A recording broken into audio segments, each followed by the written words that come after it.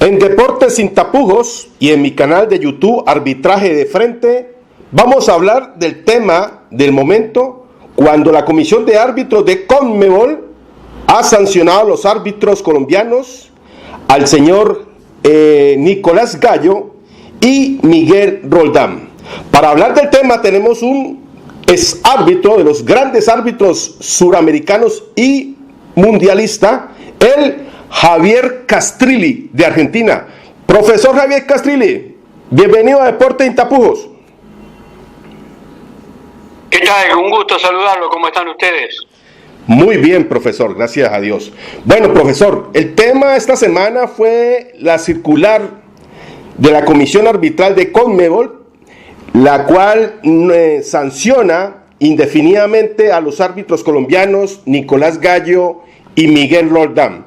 ¿Cuál es su opinión sobre el tema?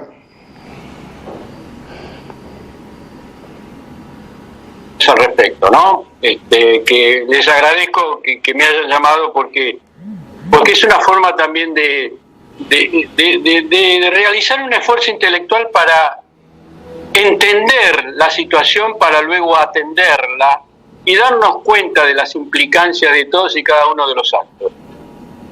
Lo primero que tengo que decir es que siempre que sobreviene una sanción a un árbitro, uno tiene una sensación controvertida.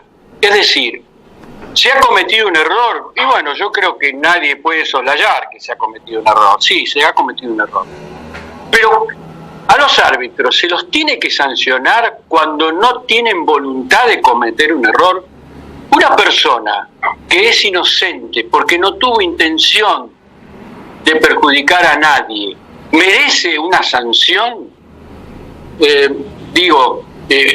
Porque lo primero que uno piensa es que al equivocarse en una eliminatoria el árbitro obviamente debería, hablo en potencial, recibir una sanción. Pero la pregunta es, ¿lo hizo a propósito? ¿La persona quiso equivocarse? Y bueno, a todas luces, yo estoy total y absolutamente convencido de que no. Entonces, si no quiso equivocarse, ¿corresponde que sea sancionado? De la misma manera que si bueno, estoy en mi casa en los efectos de la pandemia. Tranquilo, profesor, no hay problema. Siga, pero digo, de la misma manera que uno no puede sancionar una mano cuando no es intencional, de la misma manera que hay un precepto jurídico que sostiene que es preferible que se salven 100 culpables y no castigar a un inocente, hace ruido cuando un árbitro se lo sanciona. Eso por un lado, esa sensación controvertida que uno tiene cuando se entera de que un árbitro ha sido sancionado. Segundo, cuando existe una sanción, cualquiera que fuera, de la naturaleza que sea, por la actividad que se desempeña, bueno, esa sanción tiene que tener no solamente un tiempo de duración, esa sanción también tiene que guardar, por un principio de proporcionalidad, una relación respecto del daño perjudicado, del daño ocasionado, tiene que guardar una relación proporcional con el daño. Entonces me hace también ruido que una suspensión sea por tiempo indeterminado. ¿Cuál es la determinación de ese tiempo? ¿Cuándo va a terminar esa sanción? Entonces digo, eso por otro lado. Pero por otro lado también me hace ruido que este tipo de sanciones parecieran atender exclusivamente a los efectos y no a las verdaderas causas. Si Miguel Roldán se equivocó y Nicolás Gallo se equivocó, primero que les corresponde distintos tipos de responsabilidad. ¿Por qué? Porque Miguel Roldán, en el propio momento de los hechos, en tiempo real, tiene que resolver con las limitaciones humanas, con los cuerpos en movimiento y con la impronta de la imprevisibilidad del juego. Y la tecnología viene para reparar precisamente los errores que la persona humana comete ante esas variables, ¿no? Ante la imprevisibilidad del juego. Entonces, pareciera que más importante o de mayor envergadura un error cometido frente a las cámaras de televisión, cómodamente sentado, y luego de que ocurrieron los hechos, ya sabiendo lo que pasó e interpretando las acciones. Cuando uno observa esa jugada que originó en la anulación del gol de Rodríguez a favor de Uruguay, se da cuenta claramente de que hubo una mala interpretación se da cuenta claramente que Wilmar Roldán, al no tener posibilidad él de observar por el aparato de monitor y confiar en lo que le decía la gente del VAR, y obviamente que lo llevó a tomar una decisión equivocada. Es decir, que acá hay distintos tipos de responsabilidades. Entonces creo que no puede ser la misma sanción para todos. Pero volviendo al tema de atacar los efectos y no las causas, uno dice, si los árbitros se equivocaron, si Miguel Roldán se equivocó y Nicolás Gallo se equivocó, ¿por qué se equivocaron? Así, a mí no me basta decir, bueno, señores, porque parecía cortarse el hilo siempre por lo más delgado. Señores, acá hay otras responsabilidades. Hay responsabilidades más profundas. Los árbitros están siendo capacitados como corresponde. ¿Por qué se equivocaron? En algo tan lineal como es la interpretación de una posición adelantada y una posición de adelanto pasiva, sin estar involucrado activamente en el juego. ¿Cómo es posible que los árbitros se equivoquen frente a esta situación? ¿Cuál es la capacitación que se le da a los árbitros del VAR? Entonces acá aparece, me parece, sobre el centro del debate, el contenido de los procesos formativos de los árbitros, que indudablemente son gravitantes a la hora de la toma de la verdad, del momento de la decisión, cómo se construye una respuesta frente a esos estímulos, para que esa respuesta sea totalmente equivocada. Entonces creo que no solo los árbitros han cometido esa equivocación, acá hay otras responsabilidades subyacentes, otras responsabilidades que no aparecen como visibles y que no dejan de ser fundamentales y determinantes para disparar esos errores. Entonces me suena como a lavarse las manos y a indicar como que los únicos responsables son los árbitros que se equivocaron. Digo, y para terminar con el tema de la controversia y la sensación encontrada que uno tiene cuando se sanciona un árbitro, sería lo mismo que suspender en forma indefinida, indeterminada, a un número 9 que se cerró un gol frente al arco, o que erró en la ejecución de tiro del punto del penal una definición, y que el equipo lo suspenda.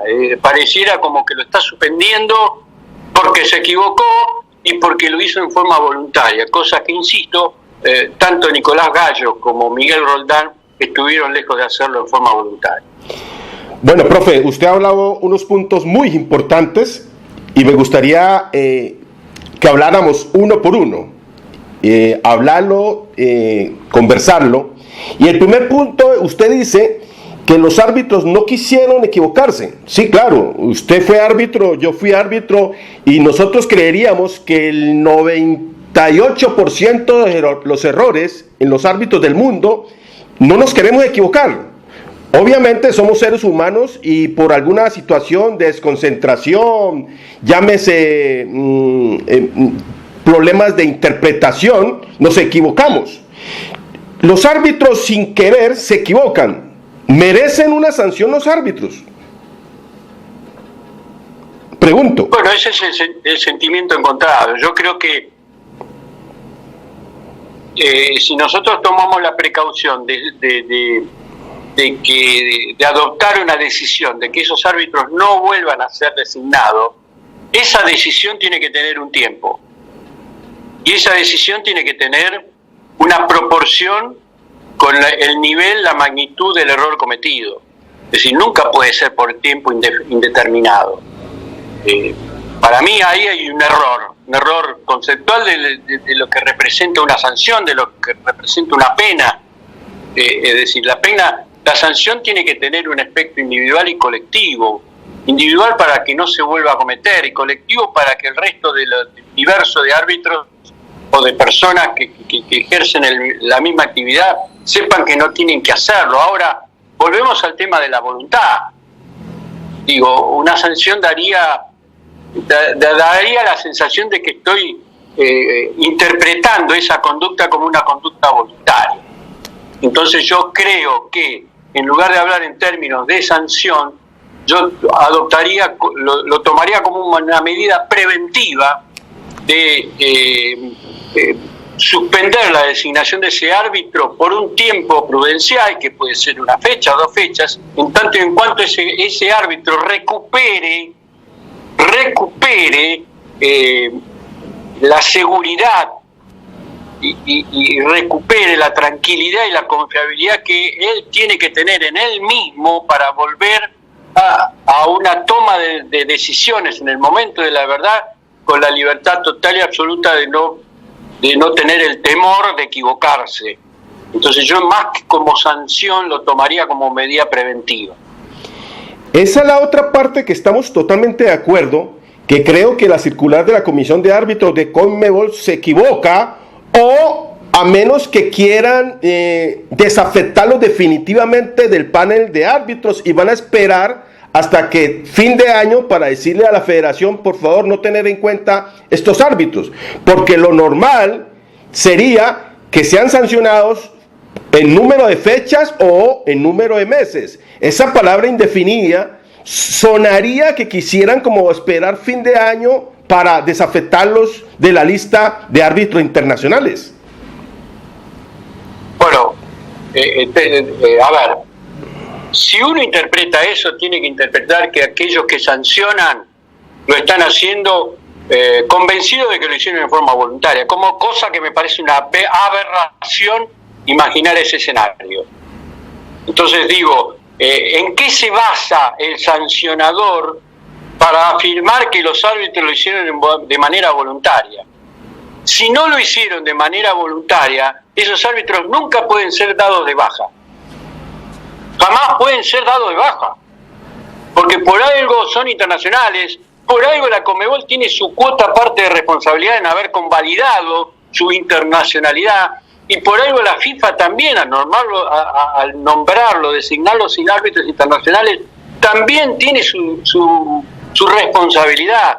Es decir, que el solo hecho de haber sido internacionales, sumado a que fueron designados, fueron depositarios de la confianza de los designadores para desempeñarse como árbitro y asistente en ese partido, esos designadores también son responsables. Fíjense qué paradójico que es, que aquellos que lo sancionan son los principales responsables de lo que ocurrió, porque ellos fueron los que lo designaron. Es decir, imaginemos que esto es un gobierno y hay un interés político en la función pública, porque se trata nada menos que la cosa pública. Acá hay un rédito político y hay un costo político. Es decir, cuando un político toma una decisión, tiene que asumir la responsabilidad del costo si esa decisión es equivocada. Yo designo a un funcionario y ese funcionario se equivoca y lo tengo que echar, el costo político es de quien lo designó, no solamente del que se equivocó.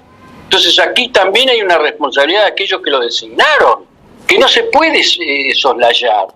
Entonces, lo que ellos deberían tener en consideración primero es la voluntariedad o no, si fue una conducta voluntaria o no, esa equivocación, esa supuesta equivocación. Si ellos consideran que no ha sido involuntario, que fue voluntario, ¿cuáles son los elementos probatorios que sostienen para llegar a esa conclusión?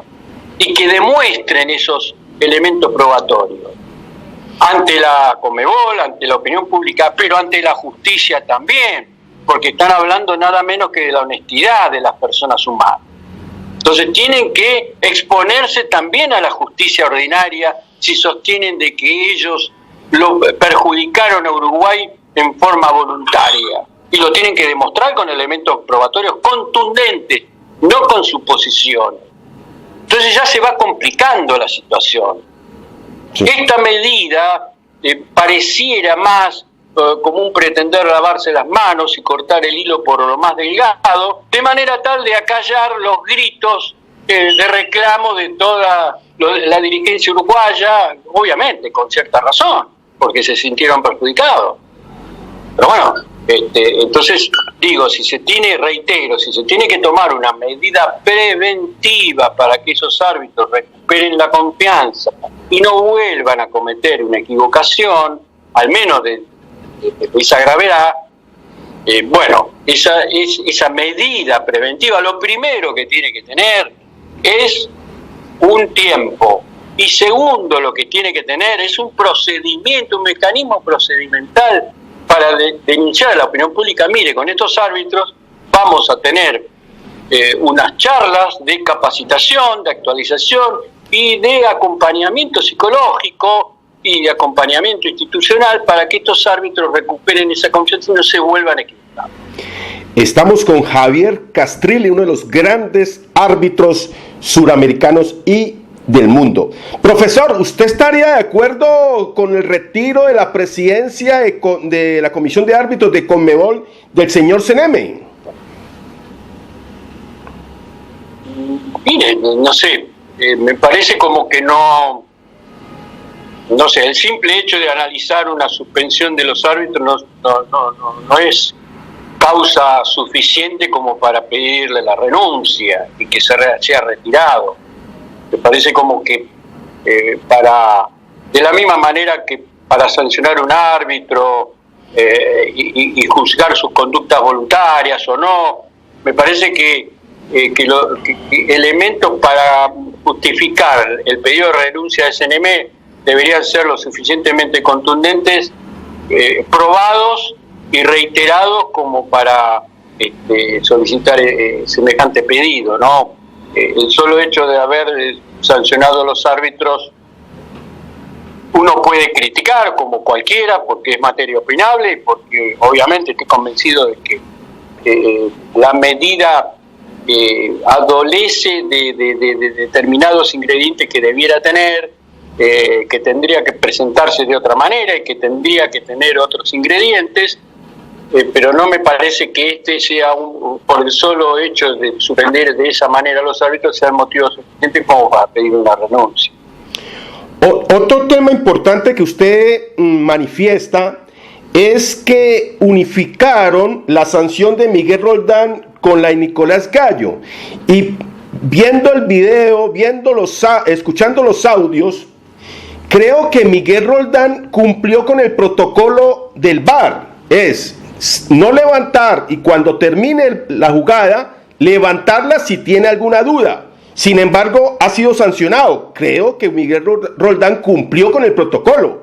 Y Nicolás Gallo, que está en el VAR, como usted lo decía, pues de una forma más tranquila, arriba, pues tiene que tener una sanción diferente si llegasen a sancionar a Miguel Roldán.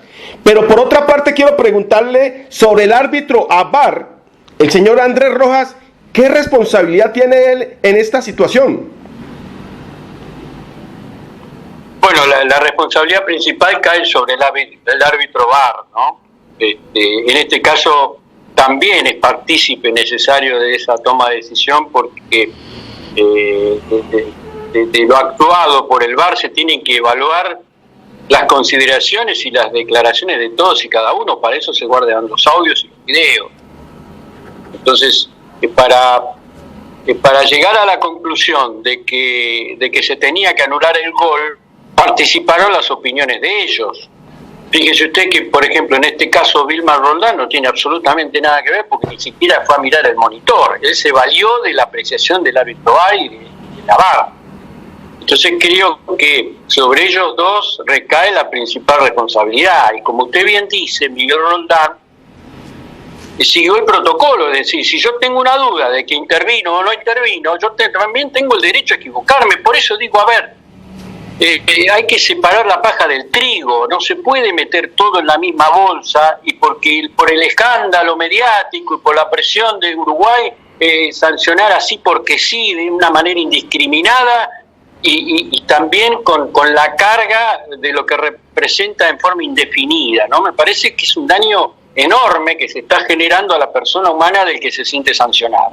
Entonces creo que en este caso cabe más responsabilidad a Gallo como a Rojas, y lo de Miguel Roldán, obviamente que al levantar la bandera demostró una duda que después se puso de manifiesto a través de la cámara de televisión de que estaba equivocado, pero a fuerza de ser sincero, tuvimos que acudir todos a la cámara de televisión para realmente darnos cuenta qué era lo que estaba señalando Miguel Roldán y que se estaba equivocando. Entonces digo, los niveles de gravedad en la toma de decisión que genera un error, están demostrando distintas responsabilidades que no toma en consideración la medida que adoptó la Comisión de Árbitros, la Conmebol. Profesor, no sé si usted tuvo la oportunidad de ver y escuchar los audios en la jugada.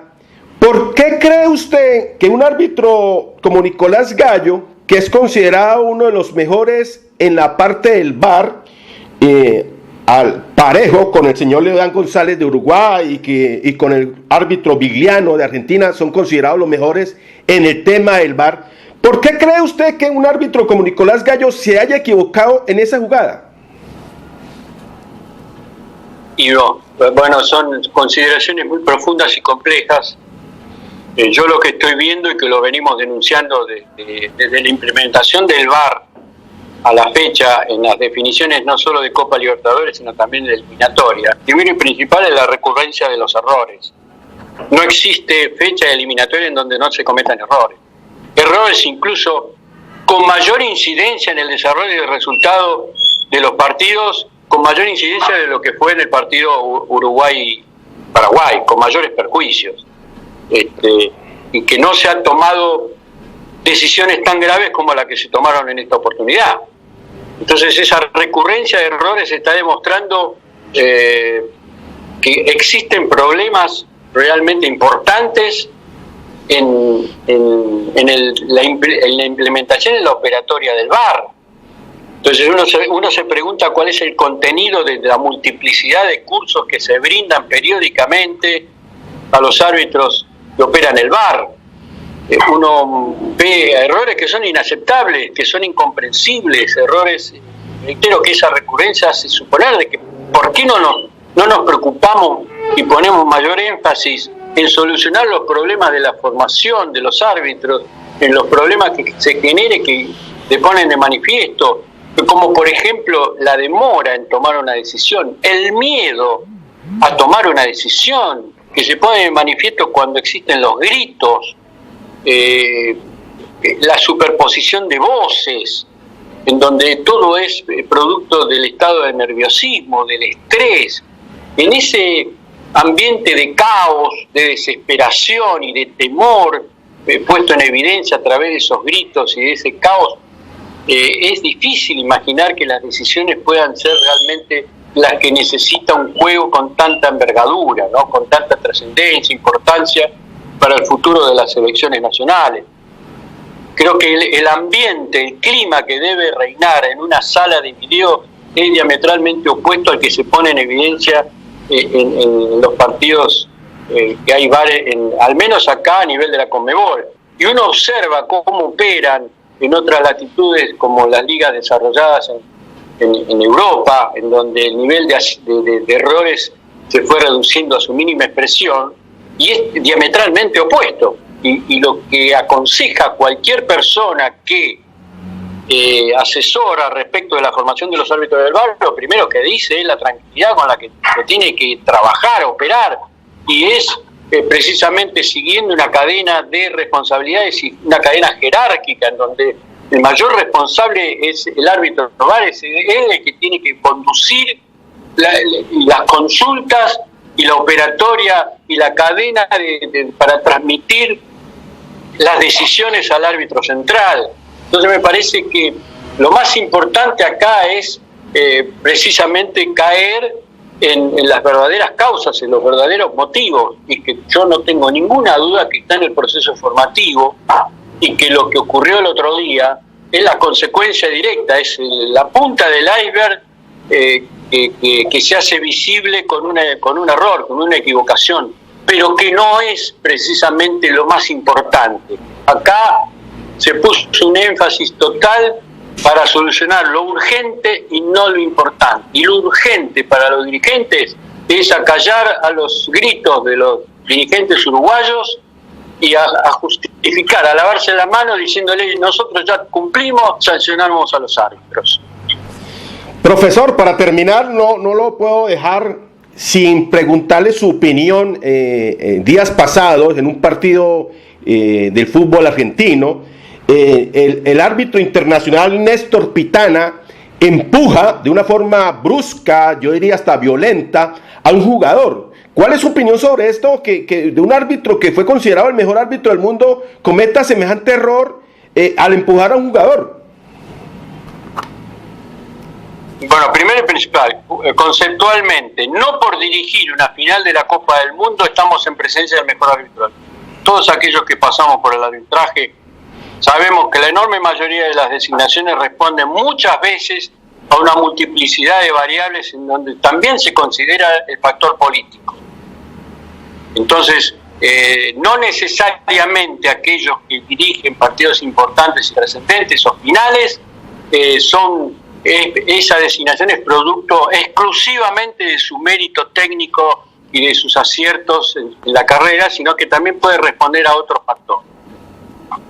Segundo, a mí me sorprendió realmente y no puedo dejar de tener en consideración lo que representa el fútbol en nuestras vidas, la fuerza de sentimiento que despierta en nuestra sociedad y el perjuicio que generan los mensajes que irradia el fútbol. Nosotros no podemos aceptar como sociedad ante nuestros hijos, nuestros nietos, nuestros niños y jóvenes que internalicen un fútbol donde se pretenda imponer la autoridad mediante el ejercicio de la fuerza física.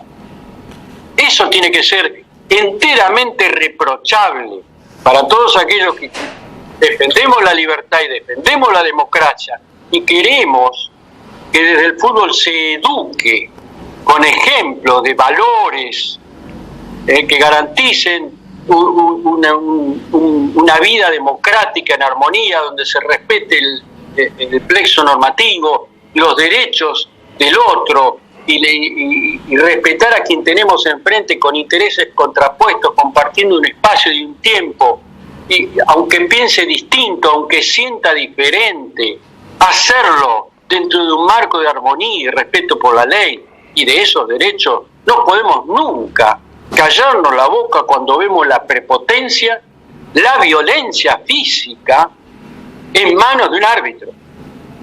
No se impone autoridad mediante el ejercicio de la violencia. La autoridad se construye a través del respeto por los derechos consagrados por las reglas. La autoridad en el fútbol tiene las herramientas que las reglas determinan a través del ejercicio de la implementación de la amonestación y de la expulsión como corresponde. Los árbitros no tienen que tocar y menos agredir. Eso fue una agresión física. Para ser respetado, lo primero que hay que hacer es respetar al otro para exigir respeto.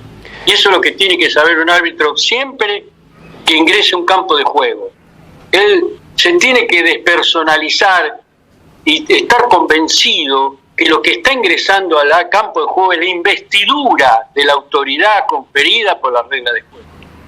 Esa autoridad no puede imponerse con la violencia física. Profesor, pongamos en contexto para los oyentes que de pronto desconocen el tema. ¿Cuándo fue eso? ¿Qué partido se jugaba? ¿Y cuál fue el jugador que empujó Néstor Pitana?